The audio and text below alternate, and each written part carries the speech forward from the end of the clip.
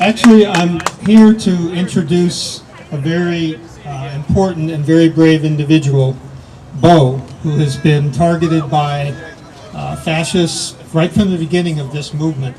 And what I'm going to do is I'm going to read a letter that was written to him by Joe Ergo. Joe Ergo was a Vietnam veteran, a Marine veteran, who, following his service, his tour in Vietnam, came back and joined thousands of soldiers and veterans who actively opposed the war and played a big role in bringing that war to an end. So this is a letter that Joe wrote to Bo.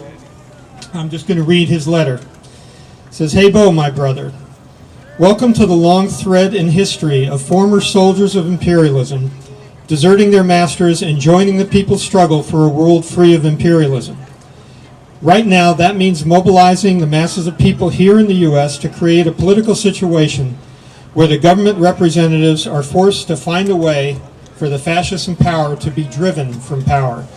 All around the world, from Hong Kong to Puerto Rico and South Korea in recent years, people have done it.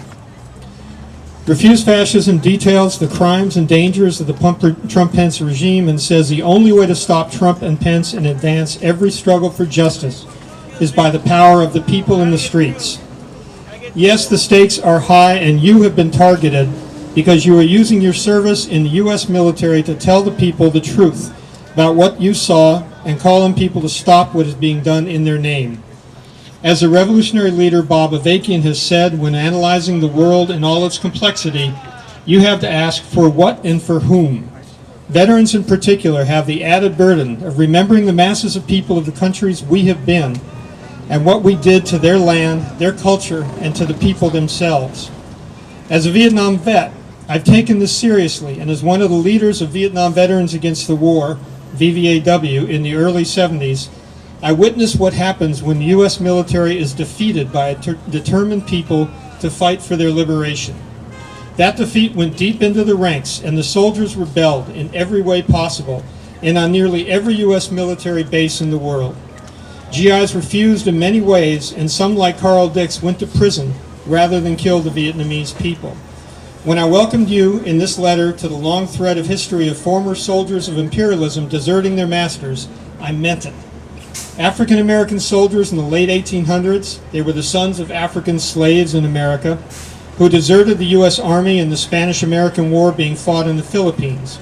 They deserted and went over to the side of the Filipinos. Russian sailors refused to fire on the people during the Russian Revolution. In World War I, towards the end of the war, with millions dead, there were massive mutinies by the troops. Through all of smaller imperialist wars, the U.S.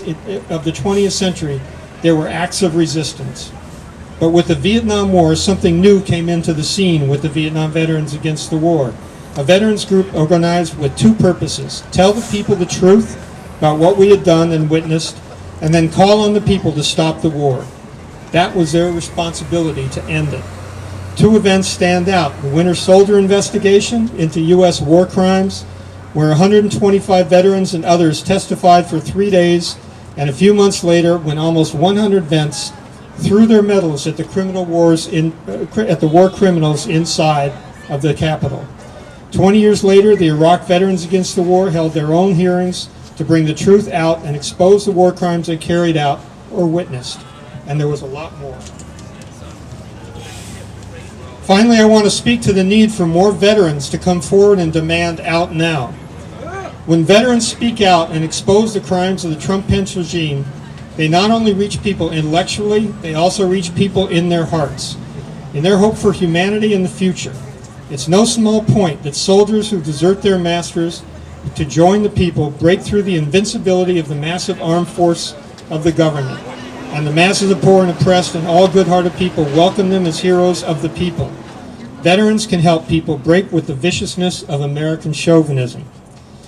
Bob Avakian says there are three things that have to happen in order to be a real and lasting change for the better. People have to fully control the actual history of this country. Fully confront the actual history of this country and its role in the world up to today and the terrible consequences of this. People have to dig seriously and scientifically into how this system of capitalism, imperialism, actually works and what this actually causes in the world. people have to look deeply into the solution for all of this. So that's all for now, Bo. Keep it up, and fuck the fascists. Yeah!